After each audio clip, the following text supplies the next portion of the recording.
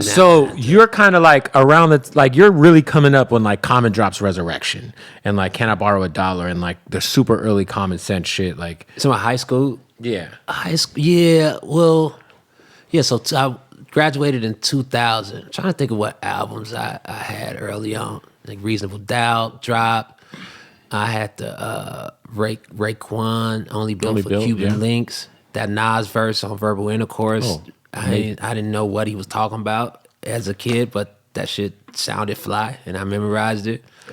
But I liked novelty stuff back then too. As a kid, I remember having Deion Sanders, Must Be the Money, 95 South, like Whoop There, like that shit. That like the Deion Sanders, yeah, man. There was a CD that I had as a kid, and it was it was like a compilation, and every song was a different NBA player rapping. Oh yeah, and like Jason Kidd had a song, fucking Mitch Richmond had a song. It was just like terrible music, but I bought it because I was like a basketball fan, and I was like, wait, I could hear all these NBA players rap. It was a bad purchase at the end of the day, but yeah. You think Shaq did it all right? He had some joints. Shaq is it just having is it more about them having? Is this who in the room with them to get it? Yeah, because I think Shaq had some shit. Yeah, he had the You Can't Stop the Rain. You Can't Stop the Rain and some joints and good presence too. Just he had Black Thought on shit. He before once that Jay-Z Nas beef got out of hand, you could actually go back and Shaq had a song with both of them on the same record. Yeah. Yeah. So was it these basketball players, were they really bad?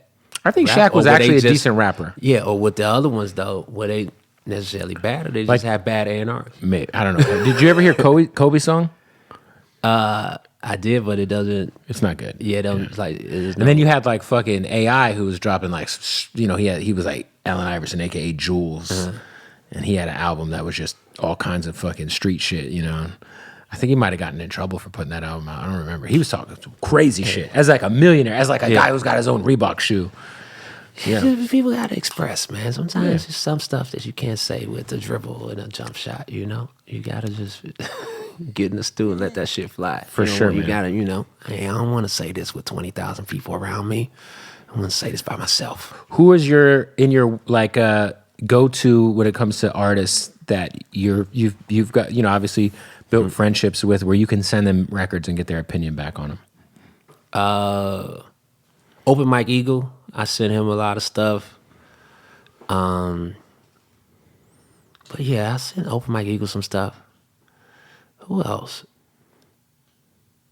I was sending a lot of people stuff. When I made my track Kept About 3, it used to be called Kawaii Freestyle. It was like 14 minutes long. And it was November 2020, so pandemic. Oh yeah. That's the perfect time that I would never send people just a 14-minute freestyle now, but I was so hyped about it, and I just felt the progression and just liked how the track sounded, and I was just sending that to everybody. It's just like, hey, look, I could rap for 14 minutes.